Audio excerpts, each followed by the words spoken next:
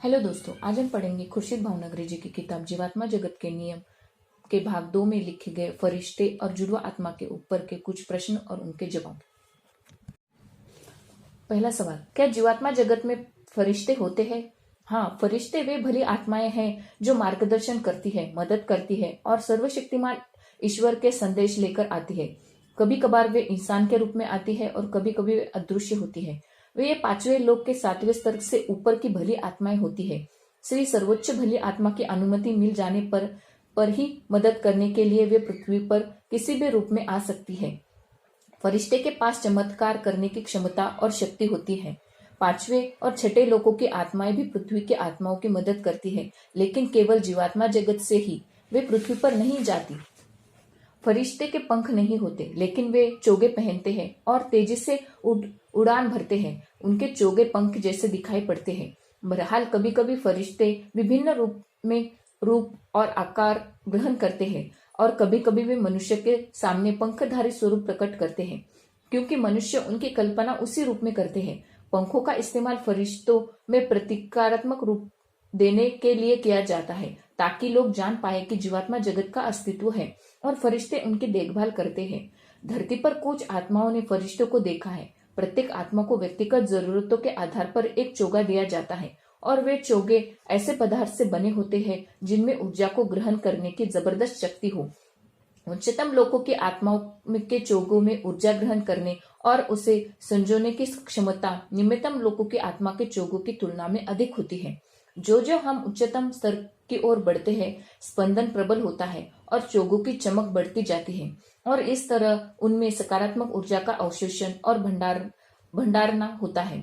दूसरी ओर एक जब भली आत्मा निम्नतम लोकों में जाती है तो उन्हें अलग प्रकार के चोगों की आवश्यकता होती है। ये चोगे अलग तरह के पदार्थ के बने होते हैं जो ऊर्जा ग्रहण नहीं करते, बल्कि उसका परिवर्तन करते हैं। आत्मा को जितने निम्नतम लोगों की यात्रा करने की आवश्यकता हो, चोगों की परिवर्तन शक्ति उतनी ही अधिक होती है।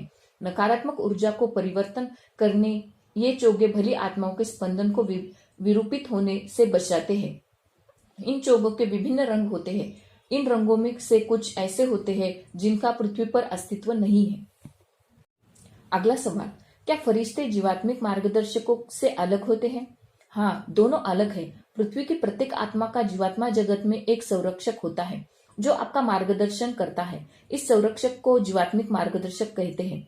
यह उस मार्गदर्शक का लक्ष्य है कि वह आपको सही राह दिखाए। आपके जन्म लेते ही जीवात्मा जगत की एक आत्मा को आपके जन्म से लेकर मृत्यु तक आपके जीवात्मिक मार्गदर्शक के रूप में नियुक्त किया जाता है। यह नियुक्ति उस लोक की उच्च भली आत्मा के द्वारा की जाती है। आप कभी भी यह नहीं जान पाओगे कि आपका जीवात्मिक मार्गदर्शक कौन है। आपका जीवात्मिक मार्गदर्शक जीवन भर आपके साथ रहता है। बहरहाल जब आप गलत रास्ते पर बढ़ते हैं तो आपका जीवात्मिक मार्गदर्शक आप तक नहीं पहुंच पाता। जब कोई मनुष्य पाप करता है तो उसका अवचेतन मन बंद होने लगता है और आखिरकार यह ऐसी स्थिति में आती है जब अवचेतन मन पूरी तरह से निष्क्रिय हो जाता है। ऐसे होने पर आपका जीवात्मिक मार्गदर्शक आपको स्वास्थ्य लाभ, सुरक्षा और मार्गदर्शन प्रदान करने में सक्षम नहीं रह जाता, क्योंकि इन चीजों तक मनुष्य अपने अवचेतन मन द्वारा ही पहुंचता है, जो जीवात्मा जगत और आपके बीच की मुख्य कड़ी है। जब आपका अवचेतन मन निष्क्रिय हो जाता है, तब आपके जीवात्मिक मार्गदर्शक को आपके भौतिक मन के जरिए आप पर प्रभाव डालकर आप तक संकेत भेजने में अलग से कड़ा परिश्रम करना पड़ता है। यह किसी भौतिक संकेत के रूप में हो सकता है कि पृथ्वी का कोई व्यक्ति आपको सही राह दिखा दे अथवा आपको कोई चेतावनी मिल सकती है। लेकिन यदि आप फिर भी नहीं बदले तो आपका जीवात्मिक मार्गदर्शक कुछ नहीं कर सकता। इसलिए ईश्वर ने प्रत्येक मनुष्य को नकारात्मक भावना से बचने के लिए दोहरी सुरक्षा प्रदान की है। पहला आपका शक्तिशाली अवचेतन मन और दूसरा आपका जीवात्मिक मार्गदर्शक है। यह आपके जीवात्मिक मार्गदर्शक की जिम्मेदारी है कि वह जीवन भर आपकी देखभाल करे, आपको राह दिखाए, आपकी सुरक्षा करे और आपको पृथ्वी पर अपने जीवन कार्य को पूर्ण करने में सहायता करे। जब आपको सलाह की आवश्यकता हो तब सच्चे मन से ईश्वर की प्रार्थना करनी चाहिए और सहायता की विनंती करनी चाहिए। आपका जीवात्मिक मार्गदर्शक आपको अवश्य मार्गदर्शन देने के लिए हर संभव प्रयत्न करेगा, क्योंकि उन्हें पृथ्वी के आत्मा का मार्गदर्शन करने के लिए विशेष प्रकार से प्रशिक्षित किया गया होता है। जीवात्मा जगत में यही उनका मुख्य कार्य होता है और इस प्रक्रिया के जरिए वे भी सीख प्राप्त करते हैं और प्रगति करना जारी रखते हैं। बहुत कठिन परिस्थितियों में जीवात्मिक मार्गदर्शन अन्य बुद्धिमान आत्माओं से संपर्क कर उनकी सलाह लेता है। यह जानकारी आपको इसीलिए दी जा रही है क्योंकि पृथ्वी पर बहुत से लोग अपने आप को अकेला महसूस करते हैं। उन्हें लगता है कि उन्हें सलाह देने वाला कोई नहीं, लेकिन यदि आप अपने अवचेतन मन को विकसित करते हैं तो आप ईश्वर से प्रार्थना कर सकते हैं और अपने जीवात्मिक मार्गदर्शक की मदद मांग सकते हैं। किस तरह आपको सहायता प्राप्त होगी वह देखकर आप हैरान रह जाएंगे। और इससे भी महत्व की बात यह है कि अपनी समस्याओं का सामना करने के लिए आपको शक्ति मिलेगी। अगला सवाल, क्या पृथ्वी पर रहने वाली आत्मा की जुड़वा आत्मा जीवात्मा जगत में उससे जीवात्मिक मार्गदर्शक के रूप में काम कर सकती है? हाँ, लेकिन बहुत ही असाधारण परिस्थितियों में। अगला सवाल, जुड़वा आत्मा किसे कहते हैं और क्या यही आत्मिक मित्र है? इस ब्रह्मांड, तीसरे ब्रह्मांड की प्रत्येक आत्मा दरअसल एक पूर्ण आत्मा का आधा हिस्सा होती है। जब एक आत्मा चौथे लोक के 5वें स्तर में अपनी यात्रा आरंभ करती है, यह 2 भागों में विभाजित की जाती है, नर आत्मा और नारी आत्मा। इन मूल नर और नारी आत्माओं का अंत में जाकर 7वें लोक के 9वें स्तर में मिलकर फिर से एक पूर्ण आत्मा बनना होता है। इन आत्माओं को जुड़वा आत्मा कहते हैं। असंख्य जन्मों के बाद जब दोनों आत्माएं पृथ्वी पर कभी पुरुष के रूप में कभी स्त्री के रूप में अपना अपना प्रशिक्षण पूर्ण कर लेती है और अपने कर्मों का फल भोग लेती है, तब जाकर ऐसा संभव होता है। इसके बाद ही 7वें लोक के 9वें स्तर पर दोनों आत्माओं का पुनर्मिलन होता है। जो ही आत्मा 7वें लोक के 9वें स्तर में पहुंचती है, पुनर्मिलन से ठीक पहले पुनः वह पुरुष और स्त्री के मूल आत्मा के स्वरूप में आकर अगले विश्व की ओर प्रस्थान करती है। अंततः आपकी जुड़वा आत्मा पृथ्वी पर कहलाए जाने वाले आत्मिक मित्र से बहुत अलग होती है। जब आप आत्मिक मित्र शब्द का प्रयोग करते हैं तो यह आप उनके लिए होता है जिसे आप स्वयं से बहुत ही निकट महसूस करते हैं, लेकिन यह जरूरी नहीं कि वह व्यक्ति आपकी जुड़वा आत्मा हो। वह व्यक्ति एक समूह की आत्मा हो सकता है जिसके साथ आपके पिछले जन्मों के कई रिश्ते हो सकते हैं। ईश्वर ने एक बार में एक निश्चित संख्या में आत्माओं का सृजन किया। जन्मांतर ये आत्माएं एक दूसरे के प्रति प्रेम के कारण पृथ्वी पर एक साथ एक ही समूह में अवतरित होती है ताकि वे एक दूसरे को आध्यात्मिक रूप से ऊपर उठने और एक बेहतर जिंदगी जीने में मदद कर सके। इन आत्माओं को समूह आत्मा कहते हैं। कभी कभी जब आप किसी ऐसे व्यक्ति से निकटता महसूस करते हैं जिससे आप कभी नहीं मिले, तो इसका कारण यह हो सकता है कि वह व्यक्ति आपके समूह के आत्मा है। समूह आत्माएं आपके माता पिता, बच्चे, पड़ोसी अथवा दोस्त हो सकते हैं। एक व्यक्ति की केवल एक ही जुड़वा आत्मा होती है, लेकिन इसके अनेक आत्मिक मित्र अथवा समूह आत्मा हो सकती है। जब आप अपनी जुड़वा आत्मा से मिलते हैं तो यह बहुत ही अमूल्य रिश्ता होता है। यदि दोनों आत्माएं उच्च स्तर पर हो तो वे पृथ्वी पर एक दूसरे को आध्यात्मिक रूप से उन्नति करने में मदद कर सकती है और उनके बीच सच्चे विश्वास और सच्ची मैत्री विकसित होती है क्योंकि उनके जीवात्माएं एक दूसरे को पहचान लेती है। यह बात भौतिकता से परे है। यह 2 आत्माओं की बात है जो एक दूसरे से मिलते हैं और उन्हें इस सत्य का एहसास होता है कि वे एक हैं और समान है। कुछ स्थितियों में यदि दोनों में से कोई एक आत्मा अथवा दोनों आत्माएं निम्नतम स्तर पर हो, तब हो सकता है कि उनके आपसी संबंध शायद अच्छे ना हो। जुड़वा आत्मा का विकास अलग अलग चरणों पर हो रहा हो, यह संभव है। प्राय ऐसा होता है कि एक आत्मा पृथ्वी पर अवतरित होती है और दूसरी आत्मा जीवात्मा जगत से पृथ्वी पर उस आत्मा का मार्गदर्शन करती है।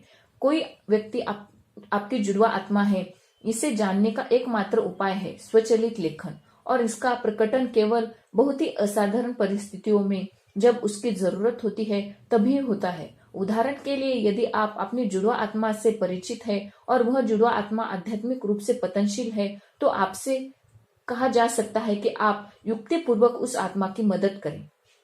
प्रत्येक आत्मा को 2 भागों में विभाजित करने के पीछे ईश्वर का मुख्य उद्देश्य है कि मनुष्य को यह अस्तित्व की शिक्षा देना।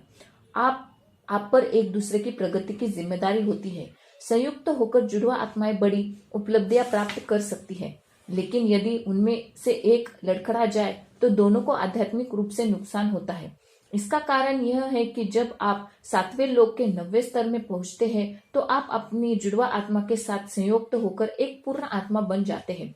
केवल इसके बाद ही आपको अलग विश्व यानी चौथे विश्व में जाने की अनुमति है। यदि आप 7वें लोक के 9वें स्तर में हैं और आपकी जुड़वा आत्मा आध्यात्मिक रूप से निम्नतम लोक में है, तो आपको अपनी जुड़वा आत्मा के 7वें लोक में 9वें स्तर पर पहुंचने की प्रतीक्षा करनी होती है, चाहे इसमें कई जन्मों का समय क्यों न लगे। यह कठोर और अनुचित लग सकता है, लेकिन वास्तव में इसका मकसद आपकी आध्यात्मिक उन्नति की रक्षा करना होता है। इस वजह से चाहे जो भी हो जाए, कोई ना कोई ऐसा अवश्य होता है जो आपके लिए प्रार्थना करता है और आपकी आध्यात्मिक उन्नति के लिए अपनी ओर से सर्वोत्तम प्रयास करता है। इससे आपको जिम्मेदारी, सह अस्तित्व और निस्वार्थता की शिक्षा मिलती है। अगला सवाल, क्या जीवात्मा जगत में आप दोनों को विस्पी और ऋतु के नाम से ही जाना जाता है या फिर आपके जीवात्मिक नाम होते हैं? 2 भागों में विभाजित होने से पहले प्रत्येक आत्मा को एक विशिष्ट नाम दिया जाता है। इसे आत्मिक नाम कहते हैं। जुड़वा आत्माओं का समान आत्मिक नाम होता है। ठीक जिस तरह आत्मा 2 भागों में विभाजित होती है, उसी तरह उनका नाम भी विभाजित होता है। जो आत्मा का अस्तित्व कायम रहने तक एक ही रहता है। जीवात्मा जगत में आपको उसी नाम से जाना जाता है जो नाम पृथ्वी पर आपको दिया गया होता है। आपके कर्म अवकाशी रिकॉर्ड में आपके आत्मिक नाम के नीचे दर्ज होते हैं। पृथ्वी पर कभी भी आप अपना आत्मिक नाम नहीं जान पाएंगे। आपको अपने आत्मिक नाम का ज्ञान जीवात्मा जगत में वापस लौटने पर ही होता है। आकाशिक रिकॉर्ड क्या है? आकाशिक रिकॉर्ड को स्मृति कक्ष अथवा दैनिकी कक्ष भी कहते हैं। प्रत्येक लोक का अपना कक्ष होता है जहां पृथ्वी पर प्रत्येक आत्मा द्वारा जिए गए जीवन की एक दैनिक होती है। अच्छा या बुरा प्रत्येक कर्म अपने आत्मिक नाम के नीचे दर्ज होता है। रिकॉर्ड उसी लोक में पाया जाता है जिससे वह आत्मा संबंधित होती है। आत्मा के उन्नति या पतन में और उसके उच्चतर या निम्नतम लोकों में जाने पर रिकॉर्ड साथ चलते हैं। आकाशिक रिकॉर्ड में आपके द्वारा पृथ्वी पर बिताई गई जिंदगियों की सभी स्मृतियां दर्ज रहती है। जब पृथ्वी पर आत्मा गहरी स्पंदनहीन निद्रा में लीन रहती है, तब उनके अवचेतन मन आकाशिक रिकॉर्ड में स्मृतियां दर्ज करते हैं। जब पृथ्वी की आत्मा अवचेतन मन में सुप्त हो जाता है, तब उस मनुष्य की जीवात्मिक मार्गदर्शक आकाशिक रिकॉर्ड में स्मृतियां दर्ज करना जारी रखता है। कोई भी आत्मा किसी दूसरे के रिकॉर्ड को नहीं पढ़ सकती, सिवाय उस स्थिति में जब इससे आत्मा के आध्यात्मिक उन्नति को बल मिले और जब उस लोक की उच्च भली आत्मा द्वारा अनुमति प्राप्त हो। जब एक आत्मा अगले विश्व की ओर प्रस्थान करती है, उसके साथ उसका रिकॉर्ड भी जाता है। यहाँ पर हमारे कुछ सवाल खत्म होते हैं। मिलते हैं हम अपने अगले वीडियो में। नमस्कार।